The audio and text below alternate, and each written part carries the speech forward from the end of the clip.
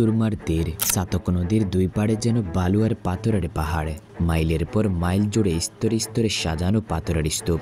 মনে হবে এ যেন পাথরের রাজ্য, কিন্তু অবাক হওয়ার বিষয় চাতকে কোনো পাথর কুয়ারি নেই।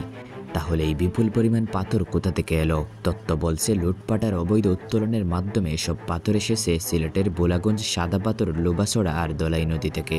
2024 সালের 5 আগস্টের পর বোলাগঞ্জে শুরু হয় নজিরবিহীন লুটপাট। দোলাই নদীর তীরবর্তী বাংকারের অবশিষ্ট অংশও মিলিয়ে যায় রাতারাতি। দুদকের তথ্য অনুযায়ী প্রতিদিন প্রায় 50,000 মানুষ এই লুটপাটে অংশ নেয়। ব্যবহৃত হয় প্রায় 6,000-এরও বেশি নৌকা। হাজার কোটি টাকার পাথর রাতারাতি উধাও। প্রশ্ন হচ্ছে, এত পাথর কোথায় গেল? উত্তর লুকিয়ে আছে চাতকের সুরমা নদীর দুই পাড়ে। প্রায় 1.5 শতাধিক স্থানে মজুদ করা হয়েছে এসব পাথর। বোলাগঞ্জের সাদা পাথর, দোলাই নদীর বালু, এমনকি লোবাছড়ার লাল পাথর সবই পাওয়া যাচ্ছে এখানে। স্থানীয়দের দাবি পাথরগুলো বৈধ এলসির, কিন্তু তদন্তে পাওয়া গেছে বেশিরভাগের কাগজপত্র নেই। চাতকের নৌ পুলিশ কিছু পাথর জব্দ করলেও বিশাল ভান্ডার এখনো অক্ষত। এদিকে প্রশাসন বলছে খোঁজ নিয়ে ব্যবস্থা নেওয়া হবে, কিন্তু এখনো দৃশ্যমান কোনো তৎপরতা নেই। সুরমার তীরে জমে থাকা এই পাথরের পাহাড় প্রশ্ন তুলছে আইনের শাসন আর প্রশাসনিক নজরদারির উপর।